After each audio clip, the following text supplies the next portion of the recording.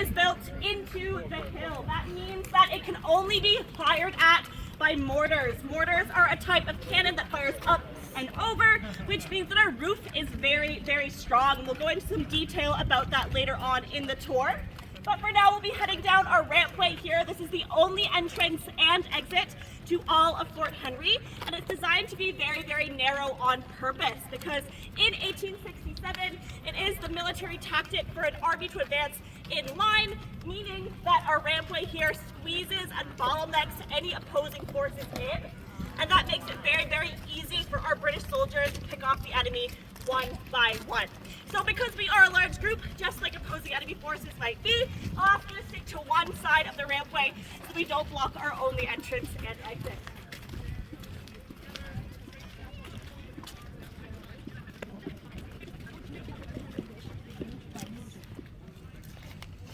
So welcome to the dry ditch. This is our last line of defense for Fort Henry, and it is packed full of defenses. First of all, the nature of the ditch itself, it is dry. This has never been a moat because here in British North America, the winters get quite cold. Limestone is very porous and water can freeze and crack it from the inside. So we don't want to destroy our own walls. The way to get into the dry ditch is quite painful depending on what you choose. You can either leisurely stroll down the rampway there and be fired at with rifles, or you can take a running leap of faith off of the walls of the advanced battery to be met with a 30-foot drop and then be faced with 40 feet wide of defenses. So if you see behind me here, we have our rifle loopholes. They are all around the fort. They're small little windows that are angled inwards, make it very difficult to shoot in at the British, but very easy for them to stick their muzzles out of there and shoot at the enemy in the dry ditch. Now, we also currently have 6 cannons pointed at us. Can anybody spot them? I won't let you struggle for too long. You cannot see them. They're all the way at the back of the fort. So the dry ditch wraps all the way around, and in the northern corners of the fort are reverse firing chambers. These hold little cannons called carronades, and inside these we pack canister shots. So it looks like a tin can of coffee, but unfortunately, instead of coffee, it's packed with shrapnel and ball bearings. So when those carronades are fired, the canister shots fly to the walls of the dry ditch. They ricochet back on those curved corners and turn the enemy into a piece of Swiss cheese, all full of holes here in the dry ditch. If you've managed to survive the 30-foot drop, the rifle loopholes, and the reverse firing chambers, we still have our Equipoise Bridge here to contend with. That's our last step for getting entry into Fort Henry. It looks a bit like a drawbridge at first glance, but of course that's much too simple for the British military of 1867. With a drawbridge, it's very easy to take a grappling hook and replace it back down with gravity. Our Equipoise Bridge drops down, which means that an advancing army needs to climb underneath, hold the bridge up over their heads while the rest of their army passes over top. Of course, it's very difficult to do that as a piece of Swiss cheese, so absolutely impossible to get into the fort. Any questions here in the dry ditch? All right, let's do what the Americans never managed. Let's cross over the Equipoise Bridge. So welcome to our lower fort and to our parade square. You can see that we have a new round of young recruits who we are training to be soldiers in the British military. This is where the drill squad and the drums corps train on a daily basis. For now, I will just direct your attention to that plaque on the wall behind you there. It's dedicated to the Ukrainian Canadians who were interned here at Fort Henry during the First World War. So at the time, they held Austro-Hungarian passports and were considered enemy aliens, despite having done nothing wrong. They were unjustly interned here and at other forts in Canada. And we have this plaque here to commemorate them and their experiences. And we also have a museum room just on the eastern wall with the door open over there. You can visit after the tour if you'd like more information. And Fort Henry has been used as a site of internment not just in the First World War, it was also used as a prisoner of war camp in the Second World War. But bringing us back to 1867, it is of course used to imprison our British soldiers who have committed infractions. The most common of which is drunkenness, and then other infractions stemming from being drunk, like being late, being disorderly, and having improper turnout and shine. If you are found guilty of these offenses, you can be thrown into our garrison cells for 3 to 42 days. Behind you here, we have 2 sets of garrison cells, one on the left, one on the right. They are identical. Feel free to head on in. Imagine what it's like to be in there for 6 weeks. 6 weeks in cell.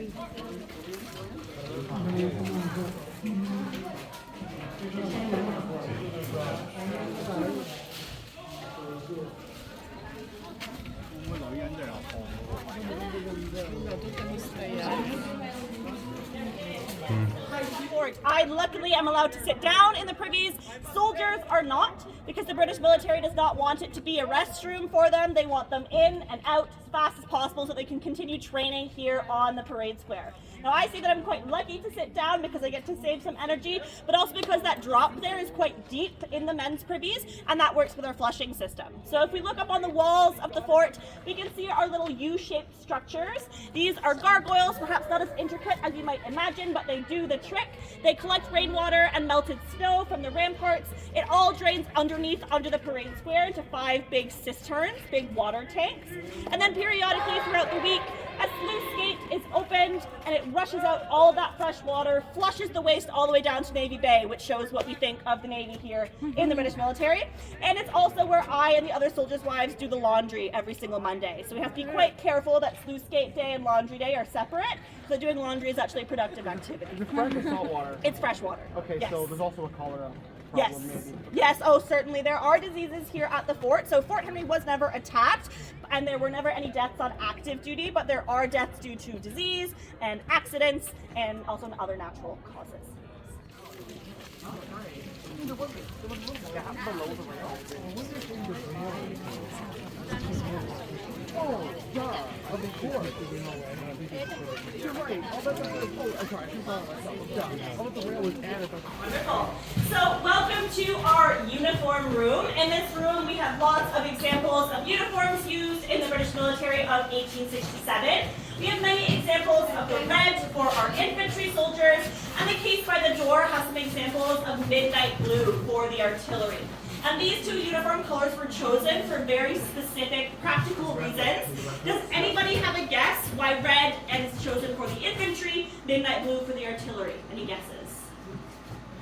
Nobody's brave like a soldier. Well, red was chosen because it is a queen's color. It represents Her Majesty Queen Victoria. It's on the Union flag. And also the less noble reason is that it's the cheapest dye color available in 1867. So we don't like spending too much money in the British military. We like to look good and not spend a lot while doing it. And the midnight blue for artillery is chosen because artillerymen work with black powder. It's very messy when they touch their uniforms, so we want to make sure everyone looks as prim and proper as possible, even while on the battlefield. If you take a look at some of these uniforms, you'll notice that they're a bit more detailed than those that you've seen outside, perhaps, on our enlisted soldiers, and that's because officers purchase their own high-quality uniforms. They also purchase their furniture, their food, their weapons, and their rank. So to become an officer in 1867, you need to pay £450 for the lowest rank. That's the equivalent of tens of thousands of dollars today. So this really exacerbates the difference in social classes. It means that a poor enlisted man can never save enough money to become a highly respected officer in the British military. And then in order to rank up as an officer, you need to sell off your rank to purchase the next one until the position of lieutenant colonel, at which point it becomes merit-based promotions. Now, officers, of course, are not completely talentless. They have been to military college. They do have experience. But really what you need to get your foot in the door is money. Any questions here in the uniform room? So just to be clear, did you, even though you bought your commission, did you still have to at least go to military college? Yes, you Okay, did. so Yes, you did. For the infantry and for the artillery, you did need to go to military college. And also for the artillery and the cavalry, you needed a bit of extra training as well, because it is a bit trickier than regular infantry room. As I mentioned, the ensign is the lowest ranked officer in the British military. He's very young. He's only 18 or 19 years old, and he is being put through his paces. He travels around very frequently and is a transient officer. This is why he doesn't have a lot of money to spend on his furniture, so he rents campaign furniture. It's all very lightweight, very foldable. You can see the belts and buckles that are on the chairs. Even that little canvas tub on the floor by the fireplace, the ensign's bathtub, is compactable. He can take it with him at a moment's notice. You might be thinking that this doesn't look very luxurious for an officer who is paid £450 for his rank, but it's a huge improvement from the lives of enlisted men. The officer has this room all to himself. Of course, this wall is not here in 1867. The room extends to the door and the windows behind you, whereas 19 enlisted soldiers share a room of the same size. So much, much more cramped than this space here. the lieutenant's room is much, much nicer. So even amongst officers, there is a big difference in quality of life dependent on rank. The lieutenant is much more stationary than the transient officer is, so he can invest more in his furniture. It's much heavier, it's much larger, more cumbersome, and more comfortable as well.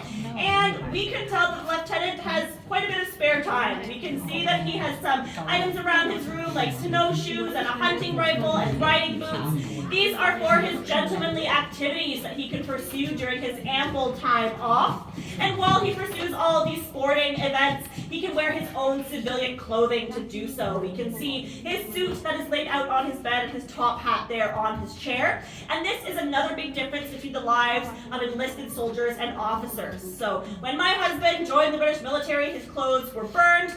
That was partly because they were smelly, but mostly to protect from desertion, because it's very difficult to escape the British military when your only clothes are bright red with gold buttons down the front. Now, there were some soldiers who tried to take their coats and turn them inside out. That's actually where the phrase turncoat comes from, because it was a way to try to be more surreptitious as one is escaping. Of course, still looks quite silly, so they were spotted in an instant.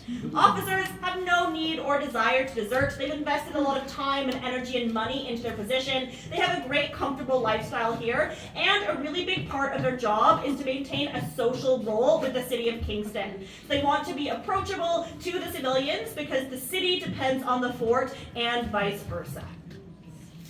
I like to mention there are 2 bathtubs underneath the lieutenant's bed, neither of which can fold, so another big improvement. Any questions here in the lieutenant's room? Why 2 bathtubs? 2 bathtubs, probably one for hot, one for cold, perhaps one for soap, one for soaking. He also does have a dog, so maybe if you'd like to share. The highest ranking officer at Fort Henry, and this is a title rather than a stable position. So today our commandant is Captain Turner, but if tomorrow a new regiment arrives led by a major who outranks him, he would assume this role and take over this space, which is living room where they come during their spare time. So this is the ante-room. Officers come here during their time off, but even then, they are expected to keep their minds nimble and be preparing for battle. So they play strategic games like whist. That's the card game set up on the table. It's a precursor to modern-day bridge. They can also play chess, they can read books, talk about the state of the world, and they can drink their port and their wine and enjoy some of the portraits that we have in this room. Starting with the one over the fireplace, that is Sir Richard Bonnycastle. He is a royal engineer who helped design Fort Henry, and he also founded a militia that was stationed here during the 1838 Upper Canada Rebellions. So we thank him for his service with this portrait. At the back of the room, of course, we have Her Majesty Queen Victoria and her dearly departed husband, Prince Albert, who are looking over us. And my favorite portrait is hanging over the sofa on the left wall. This is a composite photo. So in 1867, we don't have the technology to take such a big group shot. So instead, individual photographs have been taken of each and every officer. They've been cut out and pasted on the background. So an original cut and paste that I think was done quite well. You can't even tell from here that it's designed in that manner. Any questions here in the anteroom? Yes? Why is there a piano? Good question. Why is there a piano? Well, officers are gentlemen. They are trained in gentlemanly activities. They can play the violin. You may have noticed one in the commandant's room on top of his safe. They can play the piano here. I want to take just a half step, perhaps closer to me. Wonderful.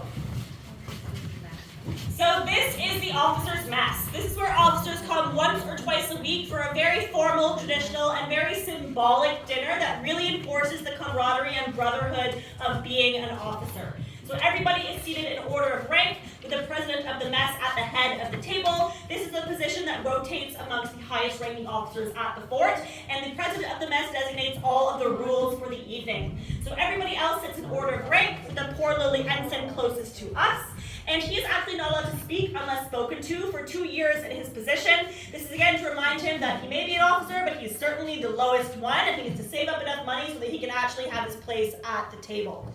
There are also 4 forbidden topics of conversation, 4 subjects that are absolutely not allowed to be discussed. Would anybody like to guess what these subjects may be? Any guesses? Anything that might throw some discord into the camaraderie? Politics is one and religion is another. Very good. Also shop talk, so about work, anything about money or business or paperwork. And finally, women. Politics, religion, work, and women are off the table. You might be left wondering what else they possibly talked about. They all work together. Well, they would talk about the weather. They could talk about hunting. Hockey has just been invented, so it's a very exciting new sport. Perhaps they can discuss that as well. But they're likely on the edge of their seats quite quiet. Also in part because of the furnishings in this room, particularly the colors, which are the two flags at the back of the room. These are of utmost importance to the British military. So on the left-hand side, we have the Queen's colors. This is the Union flag with a small imperial crown in the middle. And on the right-hand side, we have the regimental colors. Normally, regimental colors denote all of the battles fought by a regiment, but Fort Henry has never been attacked, and we, the Fort Henry Guard, are an interpretive regiment. We represent an amalgamation of all the regiments stationed here, which is who we represent. So we represent our 30. So here we are in the messman's room. The messman is an older soldier. He's usually a sergeant, close to retirement, and he's actually my husband. You may have noticed that I'm wearing a belt with some keys. This denotes the fact that I am an orderly woman of the day, and I'm in charge of all the soldiers' wives here at the fort. This also represents the fact that my husband is of a higher rank. He is the messman. Now, the messman has a very important role because he's in charge of the officers' money and their food. So he collects their payments for the mess dinner. He writes it all down in his blue ledger book. He goes to Kingston, buys ingredients, and then he oversees preparations. He does not cook the food himself, but he does plate it, and then he assists with the serving. There are lots and lots of perks that come with his position. He's allowed to taste test the officer's food and eat any leftovers. He's also allowed to sleep here at night. This is an unofficial rule, but one of the fires must always be lit so that an officer can get his midnight cup of tea if he so chooses, and the messman is tasked with that. Perhaps the most important perk of all is that the messman is one of only 2 men in the entire fort, him and the commandant, who have a key to the second strongest room in all of Fort Henry. And that is, of course, the wine cellar, which we're heading into now. Do mind your head. You can feel that it's a little bit cooler in this room because of the exposed limestone. Feel free to fill the space in the middle as well.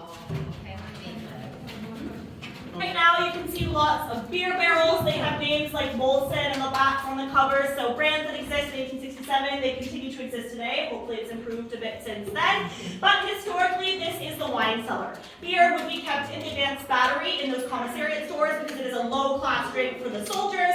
We keep it under lock and key up there. The wine cellar is for the officers' wine, their spirits, and their port. There is a port barrel just in.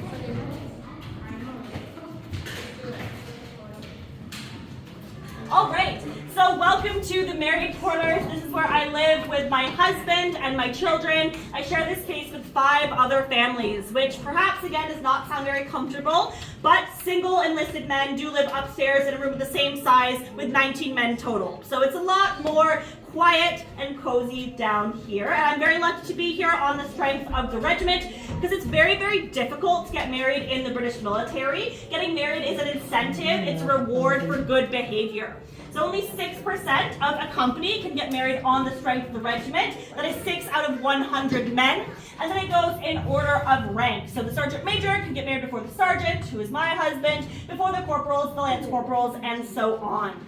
Then it comes down to incidental factors such as good conduct stripes. So whoever has more good conduct stripes, denoting their years of service, will be able to get married first.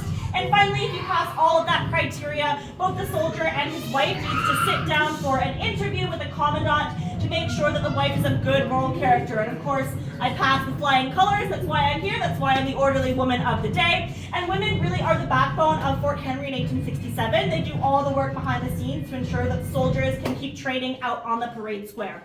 One of the duties of soldiers' wives is to do all the laundry, not only for their families, but for the entire regiment. So every Monday, as I mentioned, I hoist up my big laundry basket, I go down the hill to Navy Bay, and I do the laundry, which is a very arduous process. There's lots of chemicals and dyes involved, including an indigo dye. It's a bluing agent that brightens and whitens the clothing. And this is why we have a little inside joke. It's called Blue Monday, because it's done every Monday. It's very hard work, and it quite literally stains our hands blue. Now then, after that, all at work, I can come back here, make sure that everything is tidy, and then I can go to bed. I receive a bed, my husband receives a bed, my children do not. They sleep on the cold, hard floor. When they were little, I used to make hammocks out of these privacy curtains. They are a bit too big for that now, which is why I always take every opportunity I can to earn a few extra pennies here and there, so I can go with the advanced battery and rent a bed, perhaps for my favorite child. Now, my children are very, very lucky to be living here at Fort Henry because they have access to a free, high-quality education. This is extremely rare for low-class children in 1867. They do grumble a bit. They complain because school is right next door, so they have no excuse about being late to class. So we'll head on in now. School, and they learn how to read and write. They learn some basic arithmetic, some history, some geography, until the age of 10, at which point boys and girls are split up to continue on with their education. So boys continue on with the schoolmaster. They start learning some basic military foot drill. They learn some baking, some blacksmithing, trades that are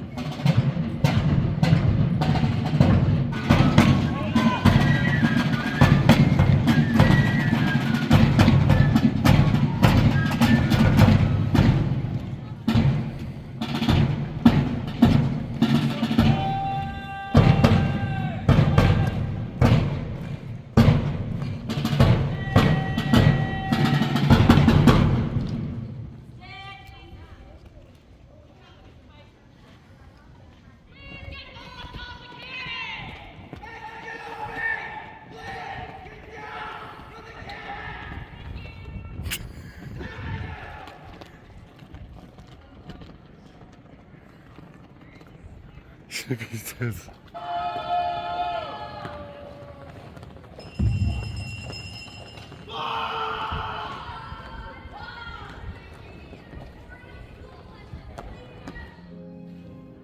Sometimes there was not enough to go around.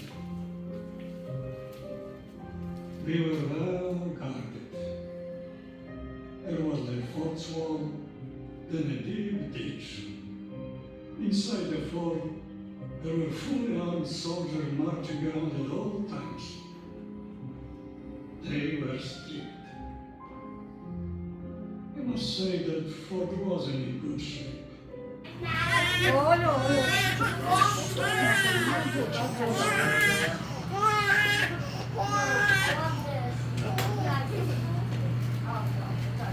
want to cross this.